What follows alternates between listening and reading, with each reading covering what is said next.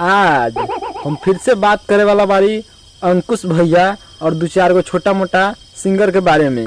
तो भाई लोग वीडियो के जरिए से अंत तक बनल रहिए लोग, क्या कि देखला से बाद नू बहुते मजा आए वाला बा। तो भाई लोग वीडियो बनाने से पहले नू एक छोटा मोटा बात कह के चाहता नहीं, ये वीडियो के बस एक ही मकसद है, आप लोगों को इंटरटेन कर, नहीं तो केहू के दिल के ठेस पहुँचावल।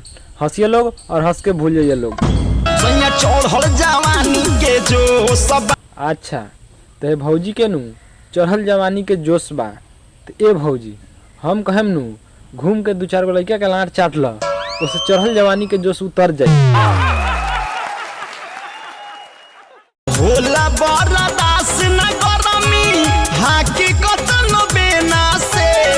अच्छा तो फिर से भौजी के कहना में बानू होता बर्दाश्त न गर्मी हाकी कितनो बेना से। तो ए भौजी हम ये कहम नू और दोनों इंडिकेटरवा काट के फ्रिज में रख द, तो तैको गर्मी न हुई।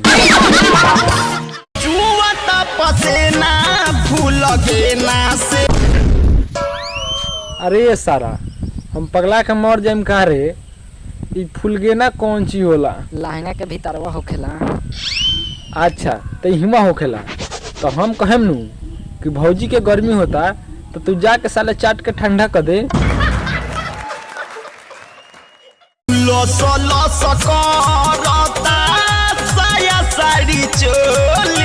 अच्छा तो भौजी के नू लस लस करत साया सारी चोली वो बिना चटले। तो हम भौजी के नू एक गो राय सलाह दे हम कि भैयावा से नू सैनिटाइजर लगा के मारवावा। मन को दे जंगला पटंग दे खोली। अच्छा तो भौजी के कहना में बानू मन करे जंगला पर टांग दी खोली। अरे ये भौजिया कहीं हे लेखा हो जाई तो का करबू? सोनिया कबुआ चोलिया ले गइल बावे जंगला पर टांगला से। तो लेके चल जाई नू तो भौजी क्या करिए दोनों इंडिकेटर दिखा के आ लइका सके नू घूम घूम के जूस पियई है। अच्छा तो ई बात बा। अरे सारे हम को हम तू जाके 100 ग्राम पी लिए। सूट नहीं करता सुइया दवाई। अच्छा तो भौजी के कहना में बानू सूट नहीं करता सुइया दवाई। जब सुइया दवाई सूट नहीं करता नू तो हम एक गो बात कहें भौजी, आके हम लड़वा के इस्तेमाल कर, सुइया दवाई से बढ़िया सूट करे लगी।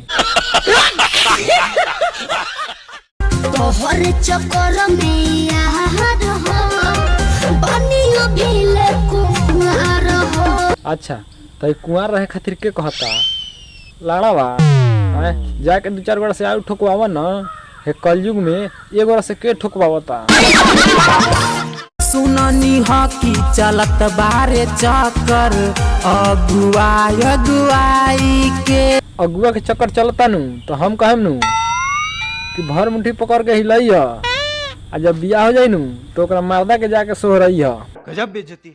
नैहर में गलती जवन हम कइनी ए राजा सच सच तोह से बतइनी। अच्छा तो ई बात बा।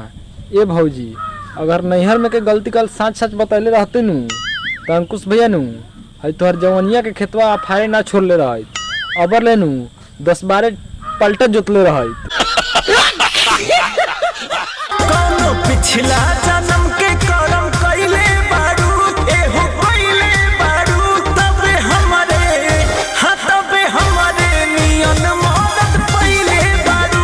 हम बुझता नहीं भौजी, दाल में तो काला है, तभी तो भौजी ने डबल रोल मारा है।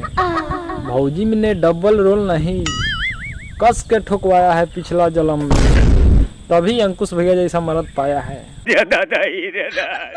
केहू बाटे तोहर यार सच पटवा हमार लागे अभियो तू करेलू केहू से प्यार। अरे अंकुश भैया जब तोह के पता बानू कि भौजी के यार बा तो लाड़ चाटे खातिर चिल्लाता रहा।